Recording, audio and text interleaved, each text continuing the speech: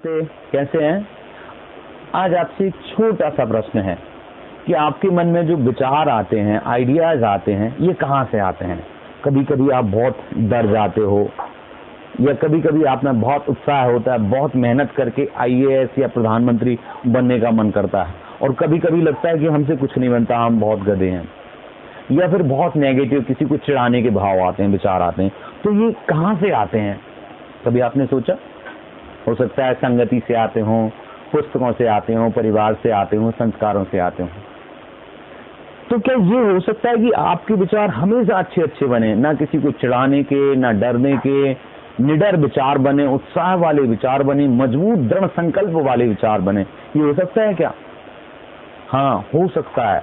उसके लिए आपको थोड़ा सा मेहनत करना पड़ेगा। विचार हमेशा अच्छे आए, अच्छे बने, इसके लिए बहुत सारे उपायों में से एक उपाय है प्रार्थना। अगर हम अच्छी प्रार्थना करेंगे, भगवान का अच्छे से स्मरण करेंगे और प्रार्थना में अच्छी अच्छी बात करेंगे, तो आपके विचार हमेशा के लिए अच्छे बनने लगेंगे और आप मन से जो करवाएंगे वो सोचने लगेगा और वो करने लगेगा। तो ऐसी ही प्रार्थना आपकी 10वीं कक्षा की पहले ही अध्याय में ली गई है। जो प्रार्थना कहाँ से ली गई है? तो दुनिया की बहुत पुरानी पुस्तक या आदि ग्रंथ हैं, वेद, जो कि 4 हैं, ऋग्वेद, यजुर्वेद, सामवेद और अथर्ववेद। इन 4 वेदों में दूसरे नंबर का वेद है यजुर्वेद। उस यजुर्वेद को भी 2 भागों में डिवाइड किया है। कौन कौन से? शुक्ल यजुर्वेद और कृष्ण यजुर्वेद। तो शुक्ल यजुर्वेद का जो 40वां अध्याय है, उस 40वें अध्याय में एक प्रार्थना के रूप में या मंत्र के रूप में या स्तोत्र के रूप में, है ना, एक गीत कहें, प्रार्थना कहें या मंत्रों का वर्णन किया गया है। ये मंत्र हमारे मन को अच्छा बनाने के लिए दिए गए हैं कि हमारा मन बहुत अच्छा हो। इस भावना के साथ हमें ये मंत्र पढ़ना चाहिए और ऐसा करेंगे तो हमारा मन अच्छा अच्छा होगा। तो आप पढ़ेंगे ना? बिल्कुल। तो आपका 10वीं कक्षा का पहला ही अध्याय है। यदि आपके पास पुस्तक नहीं है तो आप स्क्रीन पर देखिएगा, पुस्तक है तो वहां देखिएगा। तो सबसे पहले जो 40वें अध्याय के मंत्र हैं, उनका हम उच्चारण करना सीखेंगे, क्योंकि यह जो अध्याय है ये सामान्य संस्कृत नहीं है। जो विभक्ति, संधि, विच्छेद आदि सामान्य संस्कृत में आते हैं, उनसे संबंधित कुछ अलग नियम यहाँ पर लगते हैं। कुछ अलग तरीके से वेदों के जो मंत्र आदि, उनको अलग तरीके से पढ़ा जाता है। जैसे वेदों में जो षटकोण का सा है, उसको हम बोलते हैं श, मूर्धन्य सकार, परंतु वेदों में उसको बोलते हैं खा। हम लोग जो ज्ञानी बोलते हैं, ज्ञान बोलते हैं, वहां पर उसको ज्ञानी बोला जाता है। तो ये थोड़ा पढ़ने की अलग स्टाइल है, इसको भी हम ध्यान रखेंगे और फिर एक एक शब्द का अर्थ और उसको तोड़कर हम समझेंगे। तो आइए शुरू करते हैं। सबसे पहले इस मंत्र में आप देखेंगे, आपको दिख रहा है ओम। ओम एक बीजाक्षर भी है और ओम एक बहुत बड़ा मंत्र है, प्रणव अक्षर भी कहा जाता है, और कहते हैं कि इसी से सारा कुछ उत्पत्ति मानी गई है। तो ओम का उच्चारण कैसे करना है ये देखेंगे। क्योंकि ओम में ओ है और मकार है, तो ओ को बोलते हैं ओदौतो कंठोष्टम, मतलब कंठ से आवाज निकलेगी, होंठ तक आएगी, तो ओ का उच्चारण होगा। और माँ जो है वो जब बोलेंगी तो आपकी नाक पर वाइब्रेशन होगा। तो ये सही उच्चारण ओम का होगा। ओम का उच्चारण हर व्यक्ति को, हर भारतीय को अच्छे से आना चाहिए। तो आइए जो श्लोक दिया हुआ है, जो मंत्र दिया हुआ है, उसका उच्चारण करते हैं। ओम यज्जाग्रतो दूरमुदैति। एक लाइन बोला मैंने। इस श्लोक में 4 चरण मान के चलिएगा, एक एक चरण हम लोग बोलेंगे। जागृतो ना बोल करके, अगर ऋषि की रेप होती तो आप ग्रतो बोलते। यहाँ पर रा है गा में, जाग्रतो है तो आप ग्रतो बोलेंगे, ठीक है। ओम यज्जाग्रतो दूरमुदैति दैवं तदुषुप्तस्य तथैवैति। दैवं तदुषुप्तस्य तथैवैति दूरंगमं ज्योतिखां ज्योतिरेकं तन्मे मनः शिव संकल्पमस्तु। ये आपने सुना, पर मैं चाहता हूं आप लोग भी इसे एक बार पढ़ें। तो मैं भी पढ़ूंगा, आप लोग भी पढ़ेंगे। बहुत प्यारा है, आपका दिल प्रसन्न हो जाएगा यदि शांति से पढ़ेंगे। तो आइए शुरू करते हैं।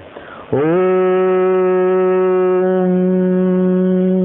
यज्जाग्रतो दूरमुदैति दैवं तदु सुप्तश्च तथैवैति दूरंगमं ज्योतिखां ज्योतिरेकं तन्मे मनः शिव संकल्पमस्तु।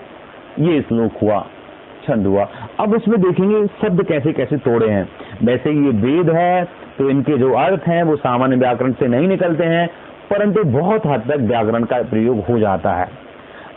एक और खास बात बताऊं आपको, वेदों का अर्थ कई विद्वानों ने किया है, यास्काचार्य ने भी किया है और सायण ने भी किया है, तो सभी ने अपने तरीके से अलग अलग तरीके से अर्थ किया है, परंतु फिर भी एक पुख्ता अर्थ में एक पॉजिटिव अर्थ हम लोग इसका देखेंगे। तो सबसे पहले ओम जो है प्रणवाक्षर है, बीजाक्षर है, तो ये एक धार्मिक परिप्रेक्ष्य से भी अच्छा है और इसके बोलने से हमारा शरीर की शुद्धि भी होती है, वैज्ञानिकों ने इसे सिद्ध भी किया है। तो ओम को हमें बड़े ही शांति से बोलना चाहिए।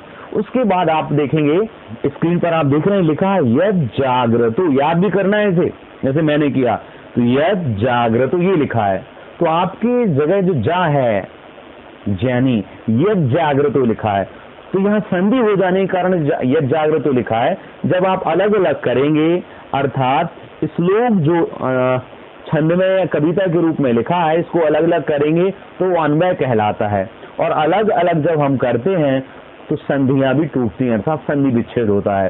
तो यद जागृतो में जो संधि है वो टूटेगी, तो क्या हो जाएगा, यद जागृतो जो है वो यद के बाद या के बाद जो है वो ता बन जाएगा, तो हो जाएगा यत, व्यंजन संधि हो जाएगी।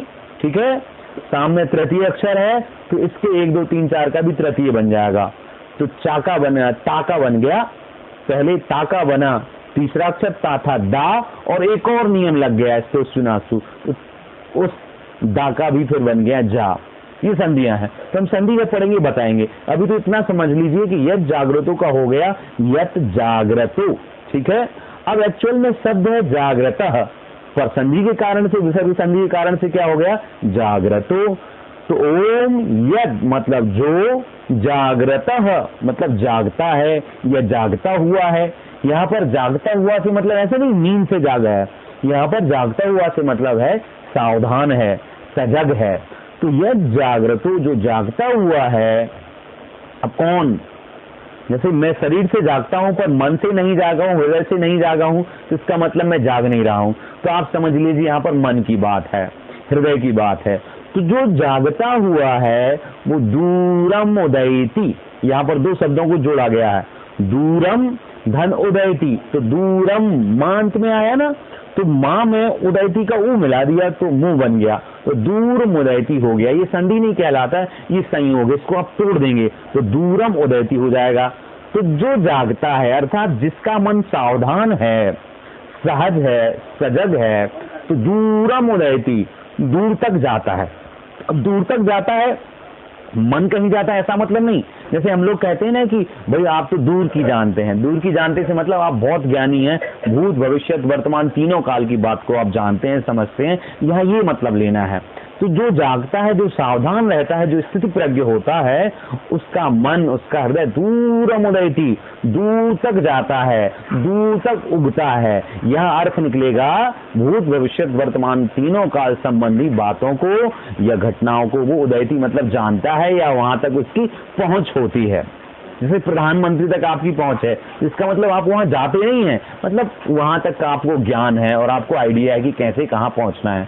तो ये लाइन हुई दूर उदयति मतलब दूर तक जाता है या दूर तक का आप जानते हैं, भूत भविष्य वर्तमान को जानते हैं।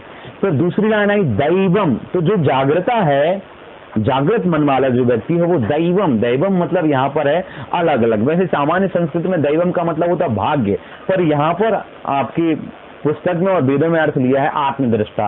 तो जो जागता है, सावधान है, भूत भविष्य वर्तमान काल को जानता है, तो वह दैवम मतलब आत्मदृष्टा है, स्वयं में झांकता है, स्वयं के बारे में उसे पता होता है और स्वयं में कैसे विचार लाना है ये वो खुद करवा सकता है, मतलब उसका पूर्ण नियंत्रण स्वयं पर होता है। फिर लिखा है वह आत्मदृष्टा होता है। फिर दूसरी बात कही तत् उ, इन 2 शब्दों को जोड़ दिया, तत् धन उ, इन दोनों को जोड़ दिया तो बन गया तदु, व्यंजन संधि हो गई। तद मतलब परंतु, तद उ उसके उ मतलब उल्टा, उसके जो विपरीत है उसके जो विपरीत है उसके लिए कहा जागते हुए के विपरीत कौन हो गया? सुप्त से मतलब सोने वाला।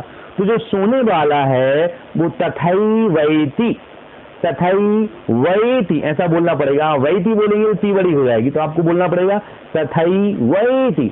तो जो सोने वाला है उसका तथा धन एव धन ऐति, यहाँ पर एक शब्द में तथैवैति में दो संधियां हैं और दोनों ही वृद्धि संधि हैं। हमने आपको वृद्धि संधि पढ़ाई है कि पहले शब्द के अंत में आ होना चाहिए, दूसरी तरफ ए है तो आ और ए मिलाकर के आई बनेगा। तो तथा धन ए बराबर क्या बन गया? तथैव, और एव धन एति बन गया ऐति। ठीक है, तो तथैवैति हो गया वो।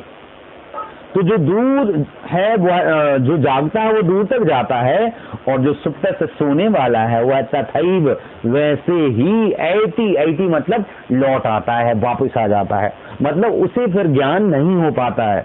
वह भूत भविष्य वर्तमान तीनों काल से संबंधित बातों का या तीनों काल से संबंधित ज्ञान को नहीं जान पाता है, लौट आता है। इसलिए आपको क्या करना है? सजग और सावधान रहना है। और क्या होता है? तो ये सारी मन की बात है। जागते हुए व्यक्ति का हृदय या मन अगर जाग रहा है तो इतना जानेगा, सो रहा है तो वापस आ जाएगा, कुछ नहीं कर पाएगा। वह मन उस व्यक्ति का हृदय या वह व्यक्ति दूरंगमम, दूरंगमम मतलब दूर, वही शब्द दूरम, और गमम मतलब जानता। गम मतलब दुख नहीं है, गम मतलब यहाँ पर जानना है। तो दूरम मतलब दूर को, अर्थात भूतकाल भविष्य काल वर्तमान काल को गमम मतलब जानता है। कौन? वह मन या वह व्यक्ति। और उस व्यक्ति का जो मन है वह, उसका मन ज्योतिषाम, ज्योति। अब ज्योतिषाम को हमने ज्योतिखाम बोला था, ये वेदों में उच्चारण है, आप ज्योतिषाम ही बोलिएगा, ज्योतिषाम। तो ज्योतिषाम मतलब होता है इंद्रियां, तो उसका मन ज्योतिषाम मतलब इंद्रियों का ज्योति और एकम, यहाँ पर भी विसर्ग संधि हो गई। तो ज्योति धन एकम, ज्योति के बाद जो विसर्ग आया उसका आधारा बन गया और एकम आधेरा में मिल गया तो रेकम बन गया। तो ज्योति रेकम, उसका जो मन है वह ज्योतिषाम मतलब इंद्रियों का, ज्योति मतलब ज्योति, एकम मतलब एक, अर्थात उसका मन इंद्रियों की एक ज्योति है, मतलब उसके बिना उसकी इंद्रियां किसी काम की नहीं है। किसके बिना? मन के बिना, ऐसा कह सकते हैं। फिर लिखा तो ऐसा वो मन जो है तन में मना, तन मतलब अब यहाँ पर भी संधि कर दी, तन की जगह है तत्, तत् मतलब हुआ है नपुंसकलिंग, तत् मतलब हुआ है वह क्या? में मना मतलब मेरा मन, यहाँ संबंध विभक्ति हो गई में। ठीक है, तो वह मेरा मन कैसा हो? शिव संकल्पमस्तु, शिव संकल्पमस्तु मतलब शिव मतलब मोक्ष भी होता है, अपवर्ग भी होता है, यहाँ पर शिव मतलब है शुभ, कल्याणकारी। तो वह मेरा मन, शिव मतलब शुभ और कल्याणकारी, संकल्पम अस्तु, संकल्प मतलब प्रतिज्ञा वाला, संकल्प वाला, संकल्पम अस्तु, अस्तु मतलब हो, ऐसी हम कामना करते हैं। जब आप कोई कामना करें या बोले हो गया तो बोलते हैं अस्तु, अस्तु मतलब ऐसा हो, तथास्तु, आशीर्वाद भी मिलता है ना, तो मतलब वैसा ही हो। तो तन में मना वह मेरा मन जागता हुआ हो, भूत भविष्य वर्तमान को जाने। वह जो मन है वह ज्योतिषाम, ज्योति इंद्रियों का भी ज्योति है, और वह मेरा मन शिव मतलब शुभ कल्याणकारी, संकल्प मतलब संकल्प वाला, अस्तु मतलब हो। इस तरीके से हमने इसका श्लोक देखा। अब आपसे मैं कुछ क्वेश्चंस पूछता हूँ, यहाँ पर मुझे बताइएगा, गिनने की कोशिश करो, कमेंट में मुझे बताओ कि इस श्लोक में अधिक से अधिक कितनी संधियां हुई हैं, और इस श्लोक में ऐसा शब्द बताइए जहां पर दो संधियां हैं। दो प्रश्न हो गए। इस श्लोक में किसकी बात की गई है? तीसरा प्रश्न हो गया। इसी को मैं संस्कृत में कन्वर्ट कर देता हूं। अस्य पद्ये या पद्ये, अस्मिन् पद्ये कस्य वार्ता अस्ति। अस्मिन् पद्ये अर्थात इस पद्य में कुत्र भी अस्ति, अर्थात कस्मिन् शब्दे भी अस्ति। ओके, इस प्रकार से आपसे 3 प्रश्न हैं, और जो भी आपका प्रश्न इस छंद से संबंधित है आप कमेंट बॉक्स में अपना डाउट मुझे भेजें, मैं आपको जल्दी से जल्दी आपका इसका आंसर दूंगा। आज के लिए नमस्ते। कल पुनः एक और श्लोक लिया जाएगा, कल 2 श्लोक ले लेंगे। सभी को नमस्कार। अब हम वर्णोच्चारण के बारे में जानेंगे कि किस वर्ण का कौन सा उच्चारण स्थान है। तो उच्चारण स्थान जानने से पूर्व हमें वह सूत्र जानना होगा जिस सूत्र के अंतर्गत ये वर्णोच्चारण सब आते हैं। तो वह सूत्र है तुल्यास प्रयत्नम सवर्णम। तुल्यास प्रयत्नम सवर्णम यह सूत्र है। जब आपसे पूछा जावे कि सवर्ण संज्ञा का विधान करने वाला सूत्र कौन सा है, तो आप यही सूत्र टिक करेंगे, सवर्ण। तो ये सवर्ण संज्ञा विधायक सूत्र है तुल्यास प्रयत्नम सवर्णम। वर्णोच्चारण स्थान में इसका बहुत ही महत्वपूर्ण स्थान है। तालवादी स्थानम आभ्यंतर प्रयत्नश्चेत ये तद्वयम यस्येन तुल्यम तन्मिथा सवर्ण संज्ञम स्यात्। तालु आदि स्थान और आभ्यंतर प्रयत्न से जिन जिन वर्णों का साम्य बैठता है, जिन जिन वर्णों का उच्चारण होता है, उनको सवर्ण कहते हैं। तो ये सवर्ण संज्ञा विधायक सूत्र है। क्लियर? यहां पे हमने सूत्र देखा। सूत्र के बाद अब सबसे पहले मैं एक चीज क्लियर कर दूं, कु चु टू तु पू, इनको स्पष्ट कर लें। पहले कु का मतलब होता है कवर्ग और पू का मतलब होता है पवर्ग। अब कु का मतलब कवर्ग क्या हुआ? क, ख, ग, घ और ग।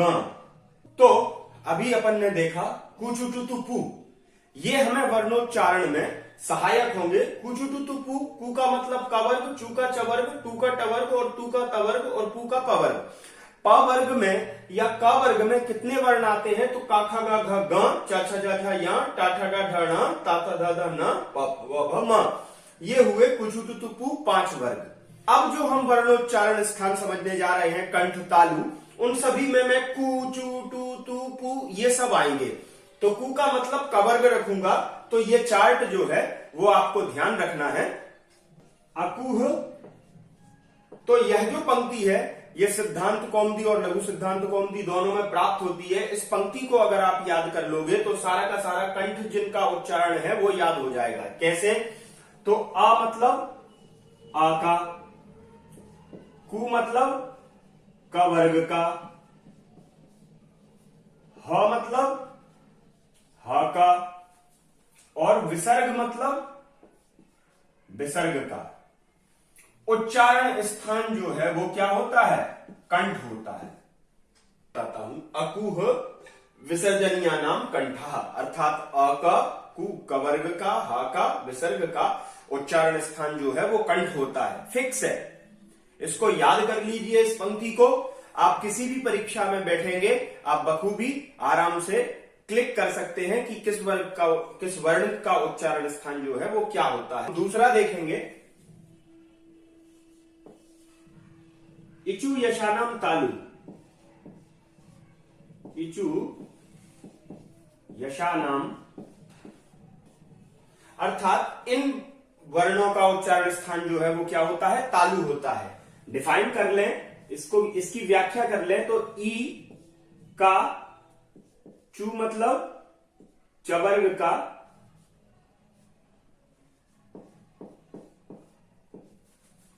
या मतलब या का और शा का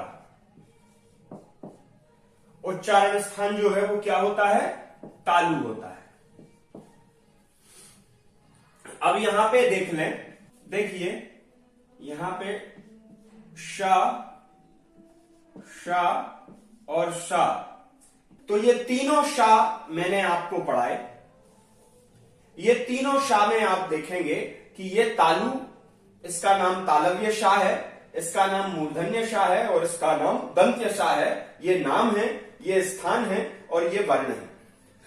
अब यहां पे उच्चारण और देख लें। ये मेरे नाखून देख रहे हैं, इनको आप समझें दांत और इसको समझें जीभ। तो जब ये जीभ चा छा बोलेगी तो दांतों के ठीक पीछे लगेगी, वहां जीभ को लगा करके हवा बाहर कर देनी है, शा। तो ये तालव्य, उस प्रदेश का जो नाम है, दांतों के ठीक प्रदेश पीछे के प्रदेश का जो नाम होगा वो होगा तालु। और ठीक उसी प्रकार से अब ये मेरी जो जीभ है उसको मैं टा बोलूंगा, ठा बोलूंगा, तो जीभ मेरी जो है वो ठीक ऊपर इस चिकने प्रदेश में, गहरे प्रदेश में टच कर रही है। उसी प्रदेश में टच करके जीभ को हवा बाहर कर देनी है, शा। तो उसका उच्चारण स्थान जो होगा वो होगा मूर्धा और उसको कहेंगे हम शा। तो उस शा का उच्चारण जो हम करेंगे वो मूर्धा से करेंगे, इसीलिए हम कक्षा नहीं बोलते, कक्षा बोलते हैं।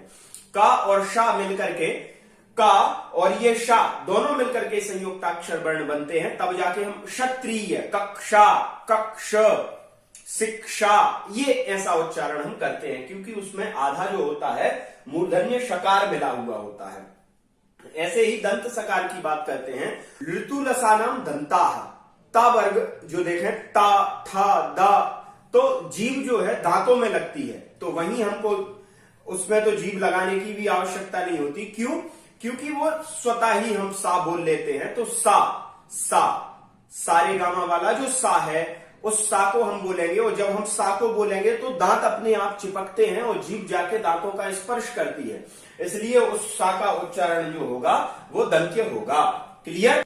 अब हम आगे देखते हैं, ऋतु रसाणाम मूर्धा, री टू रसाणाम मूर्धा, अर्थात इन वर्णों का उच्चारण स्थान जो होता है वो मूर्धा होता है। तो देखें, ये री और टू मतलब टवर्ग,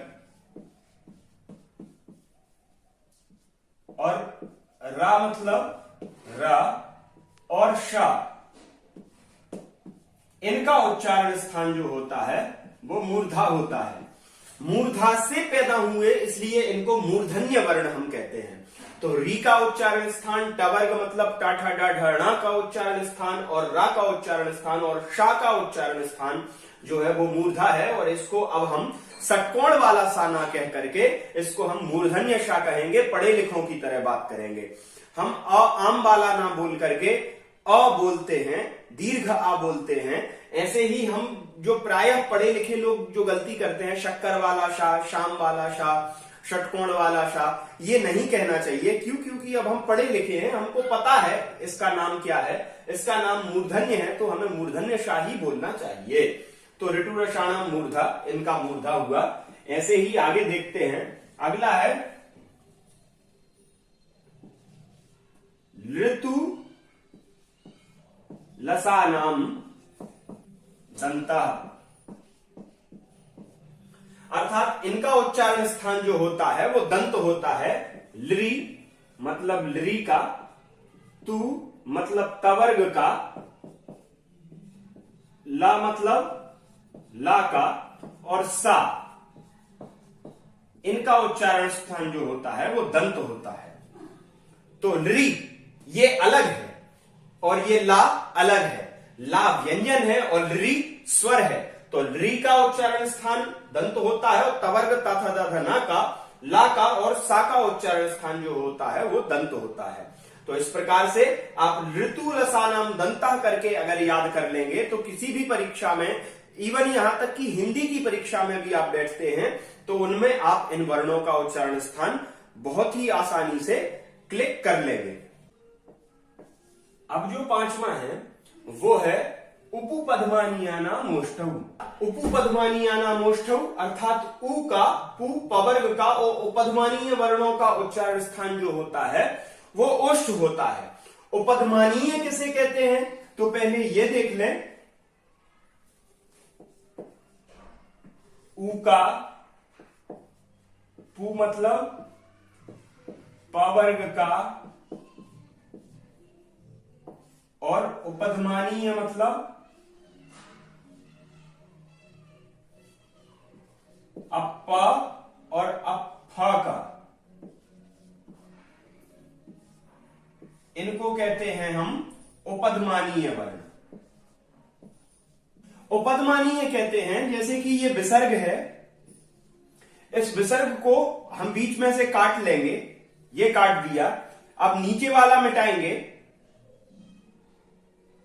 ये चिन्ह बचा, अब ऊपर वाला मिटाएंगे तो ये चिन्ह बचा। तो अभी ये जो था ये था विसर्ग,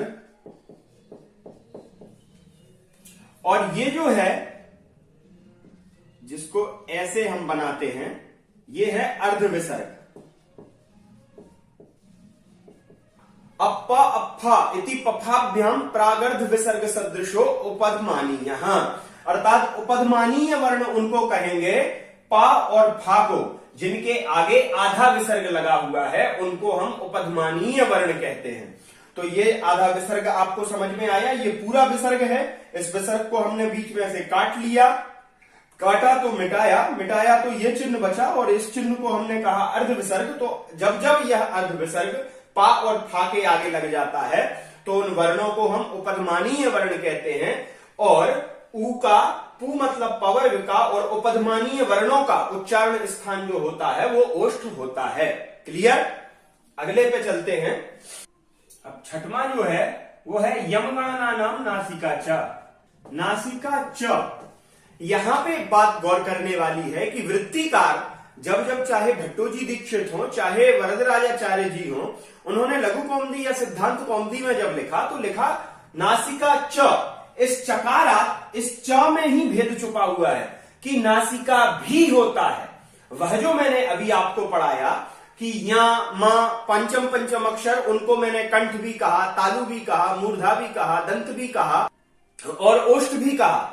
और मैंने कहा कि वो तो पंचम पंचम जो अक्षर हैं उनका नासिका उच्चारण स्थान होता है, लेकिन उनको वहां भी मानना पड़ेगा। तो वहां मानने की बात यह है कि नासिका च लिखते हैं और च का अर्थ होता है भी। इन या, म, गण, न, इन पंचम पंचम अक्षरों का नासिका भी उच्चारण स्थान होता है, ऐसा शास्त्रकार का अभिमत है। अब बात आती है कि हम परीक्षा में जब आ जावे तो हम क्या क्लिक करें? तो आपको नासिका ही क्लिक करना है। जो वर्ग के 5वें अक्षर हैं यम गण नम, इन सारे के सारे वर्णों का उच्चारण स्थान जो है वो नासिका है, यही आपको परीक्षा में क्लिक करना है। तो या का, मां का, गा का, णा का और ना का उच्चारण स्थान जो है वो क्या है? नासिका है। क्लियर? अगला है ए दैतो हो कंठ तालु, अर्थात ए और ऐ का उच्चारण स्थान जो होता है वो कंठ तालु होता है। कंठ और तालु, कंठ और तालु जो है वो ए और ऐ का उच्चारण स्थान होता है। अगला है ओ और औ। ओ दौ तो हो कंठोष्ठम, अर्थात ओ और औ का कंठ और ओष्ठ होता है। कंठ और ओष्ठ, इनका उच्चारण स्थान कंठोष्ठ होता है। फिर अब बच गया था वन का, तो वकारस्य दंतोष्ठम, अर्थात दंत और ओष्ठ। तो वन का जो है वकार, उस वकार का दंत और ओष्ठ उच्चारण स्थान होता है। इस प्रकार से इनके हमने वर्णों के उच्चारण स्थान देखे। इसी क्रम में जिह्वामूलीय और उपधमानीय, इनके उच्चारण स्थानों को भी हम देखते हैं। तो अब जो अगला आता है वो है जिह्वामूलीय। जिह्वामूलीयस्य जिह्वामूलम, अर्थात अक्क और अक्ख, इनका जो उच्चारण स्थान है वो जिह्वामूल है। जिह्वामूल। इन वर्णों का जो नाम है वो है जिह्वामूलीय। जिह्वामूलीय।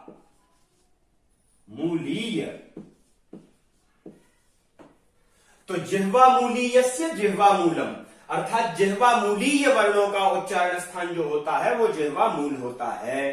क्लियर? जिह्वामूलीय किनको कहेंगे? तो अक्क, अक्ख, जिह्वामूलीय वर्ण कहेंगे। इनके आगे भी देखिए आधा विसर्ग लगा हुआ है। आधा विसर्ग का के आगे, आधा विसर्ग खा के आगे। तो जिन क और खा के आगे जब आधा विसर्ग लगता है तो वो जिह्वामूलीय वर्ण कहलाते हैं और उनका उच्चारण स्थान जो होता है वो जिह्वामूल होता है।